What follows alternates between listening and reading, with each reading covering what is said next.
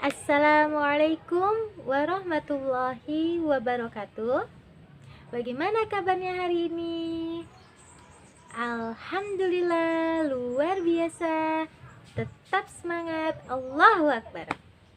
Sebelum pembelajaran ini dimulai, agar kita mendapatkan ilmu yang bermanfaat dan belajarnya dimudahkan oleh Allah Subhanahu wa taala, mari kita membaca basmalah. Bismillahirrahmanirrahim.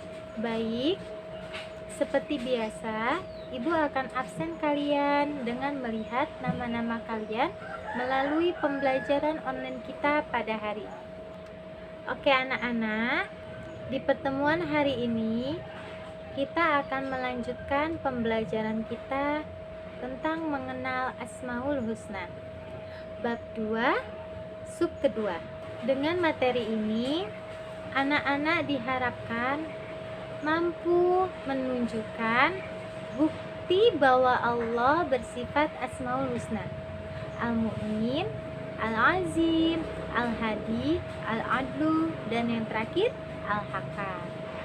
Nah, sekarang apakah anak-anak sudah siap untuk belajar?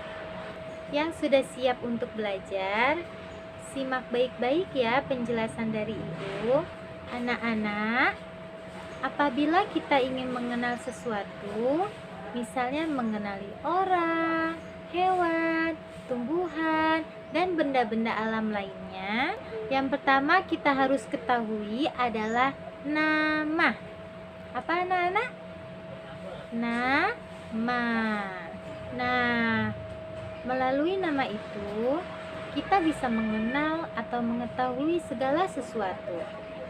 Demikian juga apabila kita ingin mengenal Allah Subhanahu wa taala, kita harus mengetahui Asmaul Husna. Nah, dari pembelajaran kita kemarin, pastinya anak-anak masih pada ingat kan apa itu Asmaul Husna? Coba Ibu ingin tahu siapa yang masih ingat arti dari Asmaul Husna? Baik, betul sekali anak-anak. Jadi, arti dari Asmaul Husna adalah nama-nama Allah yang indah dan baik. Jumlah Asmaul Husna ada 99 ya anak-anak. Asmaul Husna bisa dibaca ketika kita berdoa atau memohon pertolongan kepada Allah Subhanahu wa taala.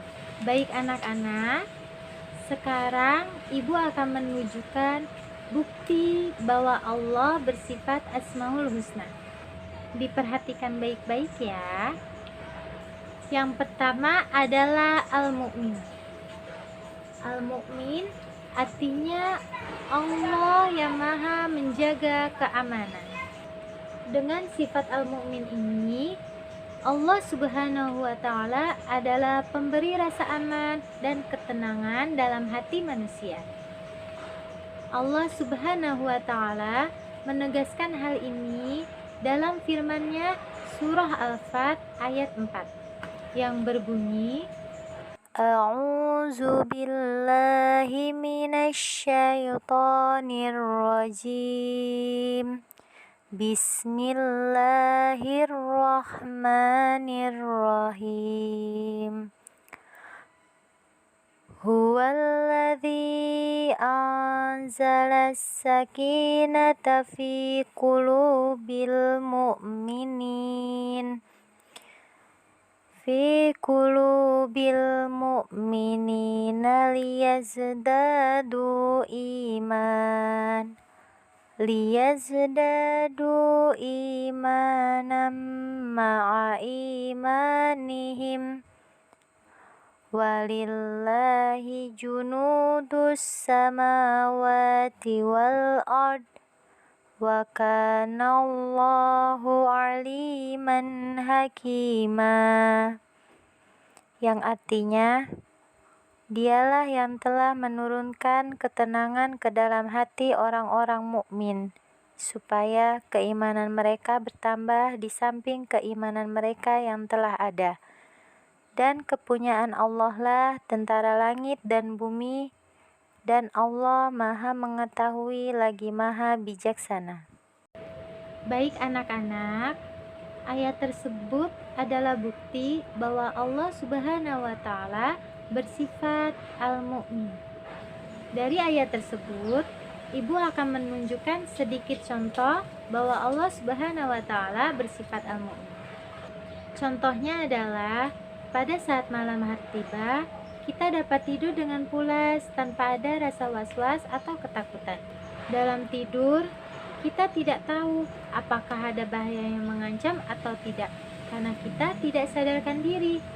Namun, Allah Subhanahu wa Ta'ala lah yang memberi rasa aman, sehingga kita bisa tidur dengan tenang. Oleh karena itu, kita dianjurkan untuk berdoa dan berzikir sebelum tidur ya anak-anak. Selanjutnya, Al-Azim. Al-Azim artinya Allah yang Maha Agung. Alam semesta diciptakan olehnya. Allah Subhanahu wa Ta'ala Zat yang Maha Agung. Tak ada satupun yang dapat menyaingi dan tidak ada kebesaran apapun yang sanggup menyaingi kebesarannya. Allah Subhanahu wa Ta'ala menegaskan hal ini dalam Al-Quran Surah Al-Waqiah ayat 74 yang berbunyi, Bismillahirrahmanirrahim. Fasabbih bismi rabbikal azim, yang artinya, maka bertasbihlah dengan menyebut nama Rabb-Mu yang maha besar.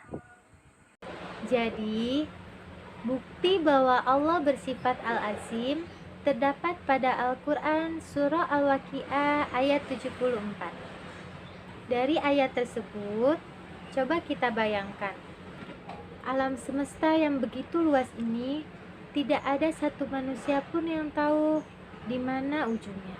Meskipun teknologi sudah maju, keagungan Allah tidak mungkin dapat dipengaruhi oleh campur tangan makhluknya. Gambaran lain tentang keagungan Allah Subhanahu wa Ta'ala adalah samudra luas di bumi yang kita tempati ini. Kita mungkin hanya bisa menikmati indahnya samudra biru di tepi pantai sambil bersenang-senang.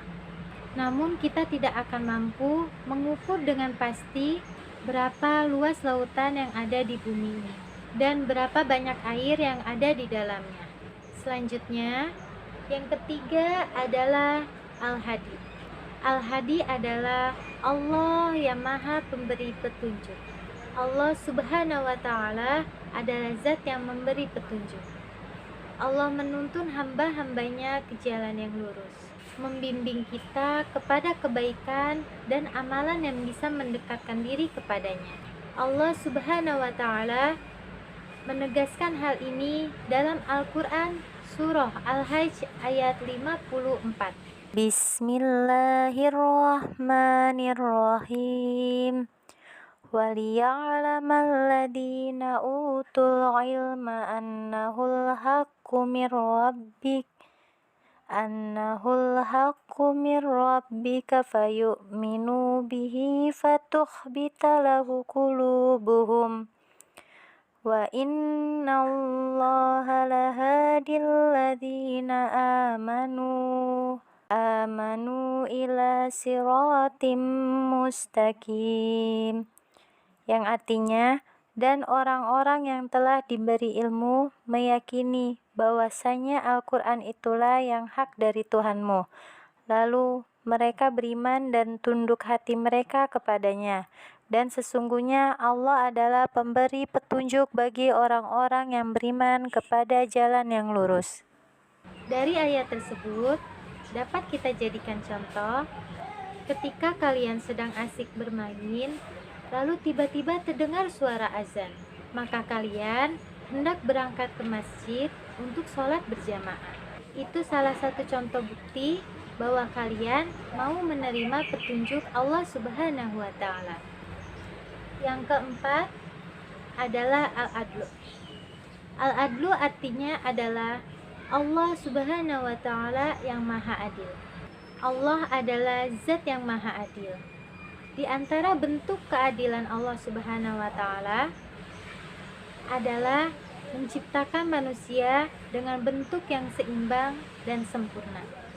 Allah Subhanahu wa Ta'ala menegaskan hal ini dalam Al-Quran Surah Al-Infitor ayat 7. Bismillahirrahmanirrahim. Alladzi khalaqa fasawwaka fa'adalak.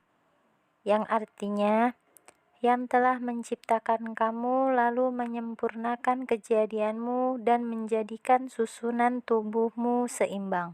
Dari ayat tersebut dapat kita jadikan contoh bahwa Allah Subhanahu wa Ta'ala tidak membeda-bedakan mau kita kaya atau miskin, mau kita putih atau hitam, seperti orang negro dan orang Amerika.